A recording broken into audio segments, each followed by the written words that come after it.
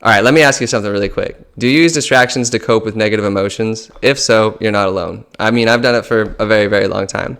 And that's why I decided to make this video. Escapism. It's a really interesting topic that I don't think gets enough attention yet. Affects probably like every single person on this planet. Like it really does.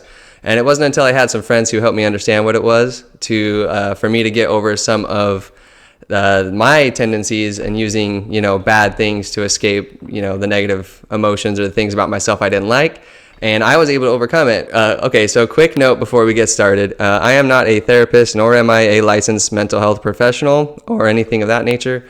I'm just a very curious person who loves doing deep dives on mental health topics. I've used escapism and distractions to cope with negative emotions for a lot of my life. And I was able to stop doing it. Describe what it is, bring awareness to it, because I think that the more awareness you bring to it, the more opportunity people have to like heal from it or like understand why they might be struggling with things that they, in a way that they didn't know before. My friends did that for me and it was incredibly helpful. I'm gonna try to talk about this with like some lightness because I don't want this video to feel super heavy. Like the topics are serious, they are a little heavy, but it's okay. We don't have to, it doesn't have to be like this crazy heavy thing. And I'm kind of a goofy dude, to be honest. So if you are someone who is struggling with a really serious traumatic thing, do not use this as advice. Please get help from someone who is licensed in a licensed professional or therapist who can actually help you. So what is escapism and how do you grow through it to face those negative feelings? Let's dive right in. All right, so I think to start this video off, the best way to do it is we need to define escapism. So the APA, or the American Psychological Association, defines escapism as the tendency to escape from the real world to the delight or security of a fantasy world. Escapism may reflect a periodic, normal, and common impulse, as might be seen in harmless daydreams, or it may be evidence of or accompanying symptoms of neurosis or more serious mental pathology. I wanted to give everyone the clinical scientific definition of it because I think it's important to do that. But I actually kind of like ChatGPT's. I've been using that to help me write this video, and I like the definition there a little bit more. It's a little bit more aligned with some of the more recent stuff I found. Sites like Everly Well Health and Wiley Online Library. The APA definition was done back in 2018. So ChatGPT says that escapism is the tendency to seek distraction and relief from unpleasant realities, often through fantasy, entertainment, substances, or compulsive behavior. Something that's important about escapism that we need to understand is that it's not something that is clinically diagnosed. It's more of a behavioral pattern, but it's often a red flag of a deeper psychological issue. It's a coping mechanism, not a mental illness. I think it's important to mention that escapism is not inherently bad. It's a root survival mechanism at its core. And if you don't know what that is, because I didn't, I looked up the definition. So I know, sorry, a lot of definitions, but here we go. A root need is defined as a core emotional or psychological requirement that all humans have. Something essential for well-being, development, and a sense of inner balance. It's deeper than surface desires. It's the foundational stuff we crave at a soul or nervous system level. So essentially, it's a survival instinct, a way to self-soothe when the psyche can't handle the weight of something traumatic or the weight of reality. Okay, so knowing that escapism wasn't inherently bad, it made me curious of what healthy escapism could look like. Basically, healthy escapism is conscious, not compulsive. You choose to engage with the act inherently, and you can stop it whenever you want without feeling guilty. And so bad escapism would look like the opposite, right? You would be using something to numb the pain instead of nourishing it, and you normally probably feel guilty after you do it. And this got me thinking okay, well, so there's good and bad, but are there specific traumas that are more associated with escapism? And if there are, what are they? And also, the other thing I thought of was it's got to be a spectrum, right? I was there's got to be different levels of escapism, and it turns out that is true. I don't know this to be true for sure. This is my guess. I believe that it would depend on the severity of the trauma. I think that there's if you go through something incredibly traumatic, you probably use escapism more so or more frequently to avoid those feelings. Or if it's something that you really struggle with internally, or something that you don't like about yourself, but you can't face that, or you don't know what that is, you're probably running from it more often. So I asked for some examples of what the spectrum could be. And on the lower end, minor emotional neglect A medium level one would be like developing a drinking problem because you don't like your job, or, you know, like maybe you went through a breakup recently or something like that, and you're using it as a coping mechanism to escape those negative feelings. A major version of escapism would be something like complex post-traumatic stress disorder from a traumatic event that was repeated multiple times. And again, if that's something that you've gone through, that's you need to talk to someone professional about that, not be watching this video. Well, watch it and learn, but like, don't, you know, make sure you get help. Or what are common traumas that are associated with escapism? One of the biggest ones is childhood neglect or emotional invalidation. That's a really common one. Abuse, whether that be like physical, emotional, or SA. Shame-based environments, this is like a big one for me, and I'm going to talk about it in a second. But like, I was raised Mormon, and yeah, a lot of shame and guilt-based stuff that messed me up for a while. Chronic loneliness or abandonment, I think that's a big one that affects a lot of men. We'll talk about that here in a second too. And bullying or social exclusion. I think I do want to caveat this by saying these are just like popular examples. I think escapism can happen from any negative emotion. These are just like popular ones that I thought were interesting to talk about. Yeah, but I mean, just because like any negative emotion that you're feeling, and if you're using something to not feel it, that's escapism and to some extent. But now that we know like what traumas are more associated with it, let's talk about how it affects people. So there are short-term benefits to escapism. One of the biggest benefits is that it numbs pain and it relieves stress. Another short-term benefit is that it gives a false sense of control or safety. So what are the long-term effects of these short-term benefits? Because they're not great. One of the biggest ones is suppressed emotional growth, creates disconnection from self, others, and friends, reinforces shame loops, we'll talk about that too in a second, can evolve into addiction, whether that's media, nicotine, alcohol, substances, porn, whatever it is. I think it's really important to understand that in the short term, yes, it has benefits, and it's something that can help with really intense pain, especially if you did just go through like a breakup or something, or like you lost a loved one. Like using it to cope with it if the weight of it is too heavy is fine. But if it becomes a pattern and it's something that you do in the long term, that's where big problems can start to come up. So, and I think a really big part of that is awareness. We'll talk about that in a little bit too. Something that is great about escapism is that it's a behavior. It's something that you do to avoid, and you can change your behavior, you know. And I kind of had a ADHD moment, and I was curious about if escapism could lead to dissociation, like if someone had been putting off negative emotion for so long that they were actually entering dissociative states. And it turns out that can happen, which is kind of crazy. That is an important thing to know about how serious it can be for some people. Like, you actually dissociate from reality because you are having such a hard time coping with the reality of whatever it is that you're running from. It can get pretty serious. There is a really important distinction between escapism and dissociation. Escapism is a behavior, something that can be changed, whereas dissociation is a nervous system response. It's something that happens when your brain feels threatened. So they are different, but it is possible for them to intertwine if it happens long enough. So now that we know more about how escapism affects people, let's talk about the different forms of it. Probably the biggest and most popular one is digital phones, our phones, Instagram, TikTok, Reels, like all of these things, YouTube, ironically enough. Another big one, substance abuse, drugs, alcohol, nicotine, even caffeine can be, which is kind of interesting. Honestly, I think one of the biggest ones in our current age is nicotine. Nicotine is wild. I struggled with it way more than I've struggled with anything else. It is incredibly hard to stop, and I think it's because it's so easy to do, and it has like a pretty low, it doesn't have like terrible side effects. It has some side effects, but I don't think they're as severe as other things. And I had this realization, like, I want to tell you this story real quick. I went to a show. I was going to this show, and there was this old woman there. She was probably like 70 years old. And I was like, no way. I was like, okay. I was like, for starters, I hope I'm you. That's sick. I was like, dude, just seeing like an older woman at a show. But the thing that like blew my mind was she pulled out a geek bar and was hitting a geek bar. And I was like, dude, I'm watching this grandma like lady, like hitting a geek bar. And I'm not like judging her, because at the time I was ripping nicotine like crazy. But it made me like, that was like one of the moments for me where I like took a step back and I was like, holy shit, like, Dude, we actually kind of have like a nicotine epidemic in this country. Like it's crazy. Like the amount of times I'm like driving to work and I'm looking at other people's cars and they're vaping. Or like you walk around and you see those little Zing cans.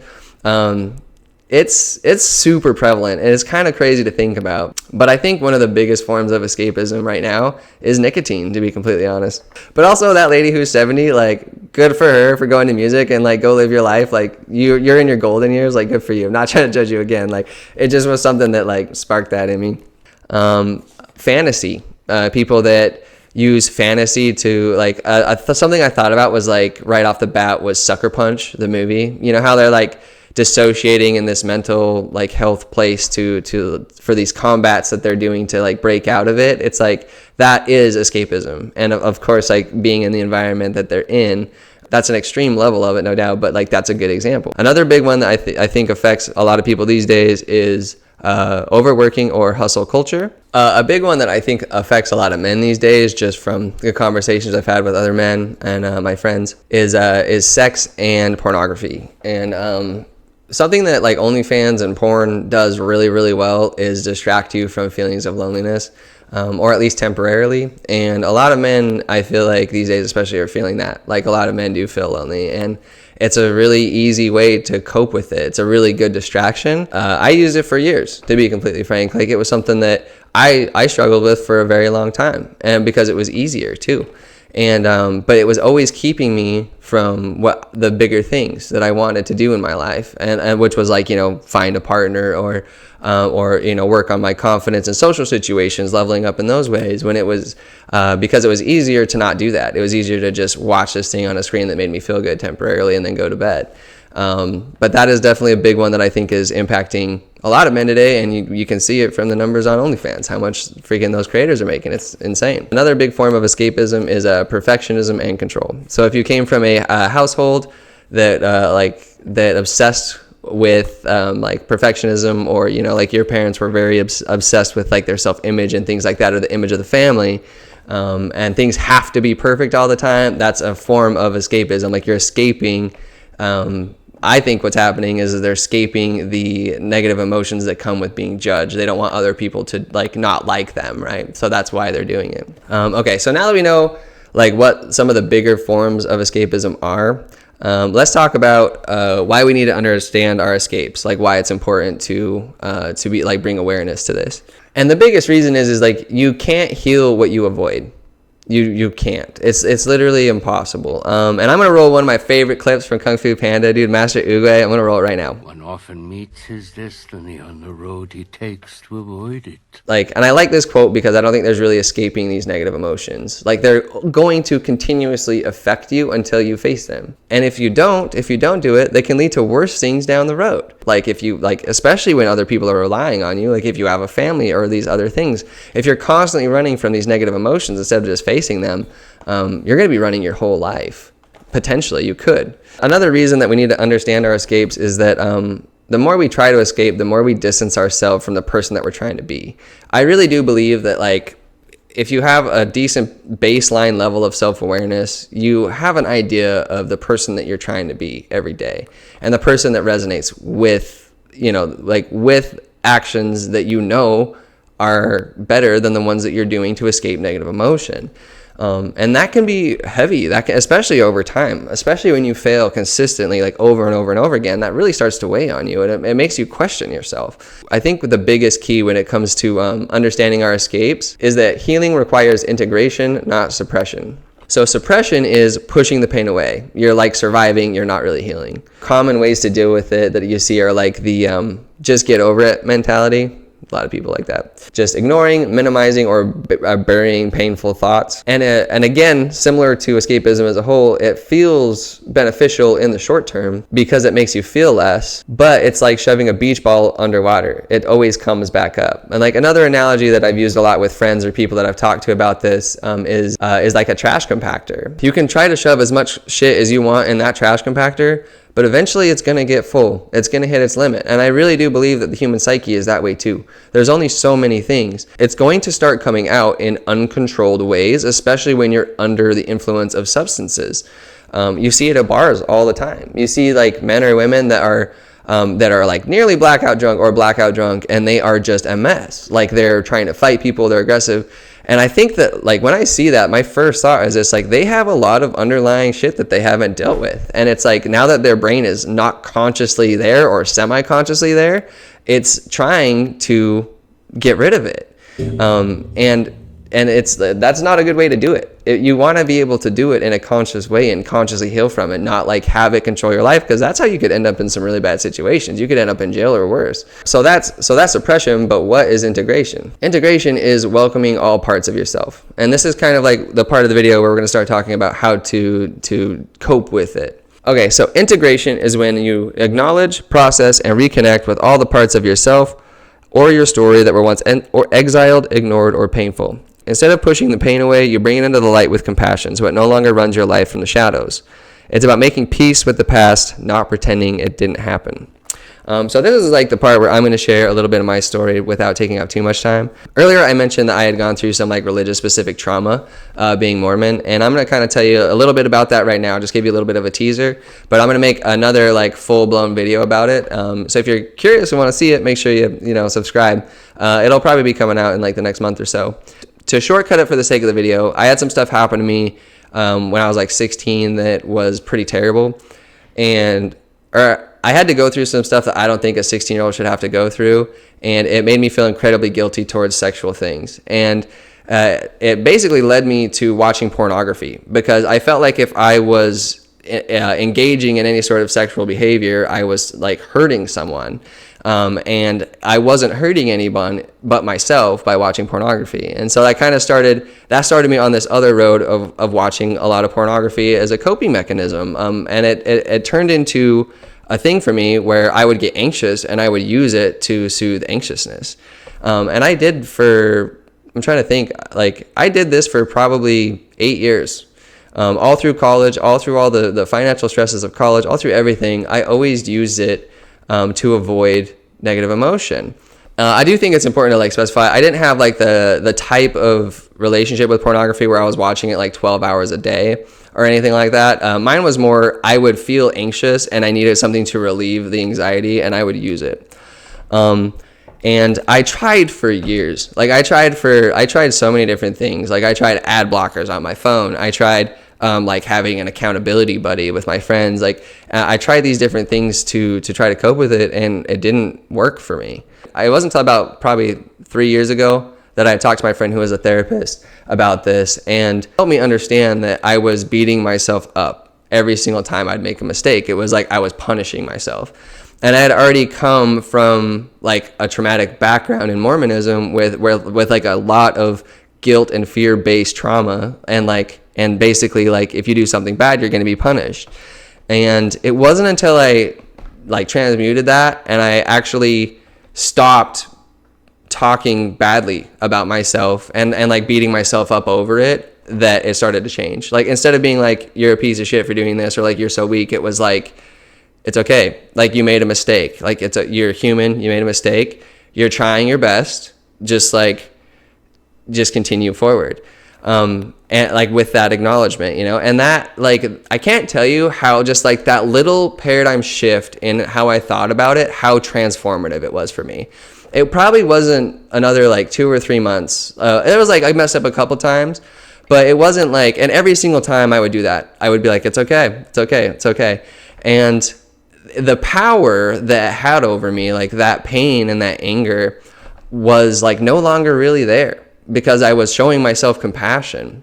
And so that's going to lead us into the next part of the video, how to begin shifting from escapement to embodiment. All right, how do we shift from this place of not wanting to feel these negative emotions and embodying them for what they are, so that we can grow and move past them.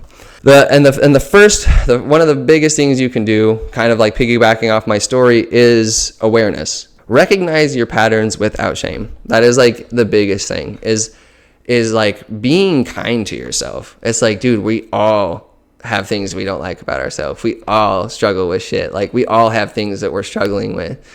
But it's like, someone's got to be in your corner, bro. And other people aren't going to do it. Like a big thing I also tell myself, especially when I'm like trying to talk to a cute girl or something, is it's like, dude, no one's going to do it for you. And it's true.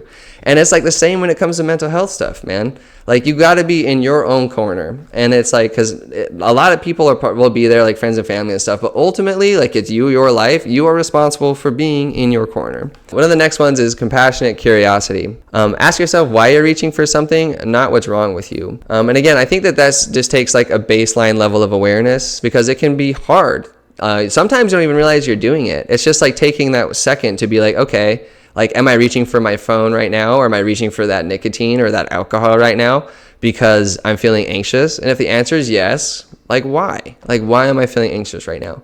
Sit with it. Sit with it for a second. Another great thing you can do are mindful practices. And I know that this is preached a lot, but this is another thing that, like, hands down improved my mental health tremendously. And and it was meditation. Meditation was phenomenal for me. And like, it wasn't easy. I have one of the highest rates of ADHD doctors I've ever seen. Okay. And like, because I hear that excuse all the time. When I talk to people, they're like, well, I have ADHD. It's the worst. I'm like, yeah, me too. But it doesn't matter. It's a good practice. Like, meditation is basically just allowing your brain to not think. It's practicing not thinking. It's one of the best things that I've done for myself.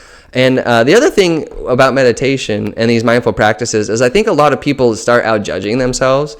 And it, just like anything, it takes practice. It's not something that you're just going to like magically pick up and be good at. Like, when I first started meditating, I was having like, I don't even know how many times, like ridiculous amounts of thoughts and distractions within a 5-minute period, hundreds probably. But after like a month or two of trying like 3 or 4 nights a week, 8 to 10 minutes a night, I got to a point where it's like maybe 20, 30. So like, stop being hard on yourself and practice it. It's good for you. I'm telling you, meditation is really, really good for you. Breathwork is another really good thing, and journaling. And journaling has been fantastic for me. Journaling is crazy to me because it's kind of like this connection between like the physical world and what's going on in your head through writing. And it sounds silly, but it's like when you actually start writing, there's been a lot of times where I start writing and I'm very surprised by how much was in my head that I didn't even know. It was kind of like I was just going. And for me, it feels like when I'm practicing that physically, it feels like I'm working towards it. And I think that's why it helps so much. And I've tried talking to a lot of my friends that are dudes. They're like, I don't want to journal, bro. That sounds like a girl thing. And it's like, dude, just suck it up. Just try it. Try it for like a week.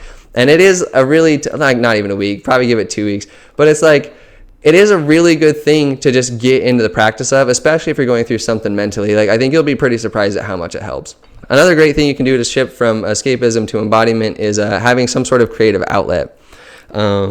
A big one for me is music. I love music. That is like one of my absolute biggest ones. I literally have my headphones in all the time. I like to make videos. I make videos for work. I like to make, graphic art, play video games, stuff like that. But it's important that you're using them as real outlets for emotion. You're not using them as escapism as well, because it could, it can be pretty easy to fall into that. One of the most important things you can do, in my opinion, is having safe connection. Having a community of people that you feel like you can be yourself with, be honest with, can share and express your emotions with. And most importantly, like for me, one of the most important things for me is like holding you accountable, and doing so with knowing that it's coming from the goodness of their heart. It's not like they have any sort of like manipulation, or they're trying to manipulate you. It's like, no, like I know this person cares about me and they're telling me this because they actually think it will improve my life. If you can like foster relationships with people like that, and I know they're like hard to find, like they really are hard to find, but if you can foster relationships with people like that, it is an absolute game changer. Like, I am not nearly the man I am today if it wasn't for my friends. If it wasn't for my friends that were able to tell me the hard things that I maybe didn't want to hear, but they told me because they love me. That is one of the most important things you can do. I'm going to make a video on that as well. So like a little bit more background about me. Like, I've lived in this is my 7th city in the last 12 years. I've moved a ton. I've been able to make really genuine connections with friends all over the United States. And I'm going to make a video on some of the traits and habits that I've been able to foster that have helped me find these people. So stay tuned for that as well. So yeah, that's escapism. That's what it is, the different forms of it, how it affects you in the short and long term, and the different kinds and also like how to start dealing with it or coping with it. So if you take away anything from this video, I think the biggest thing is just trying to develop that pattern of awareness, that little pattern of awareness when you go to pick up that vape or your phone, or if you're, or whatever substances, alcohol, stuff like that nicotine, and just like sit with yourself for a second and be like, why am I doing this? Am I doing this because I want to? And if the answer is yes, great, ball out, do whatever you want to do. But if the answer is no, because you're feeling sad or anxious, take a second to sit with it, think about it. So anyways, I hope this video helped some people. I hope you guys enjoyed it. I'll be making a lot more content coming to the channel soon. If you've made it this far, please consider giving me a like and a subscribe, and I will see you in the next one. Thanks.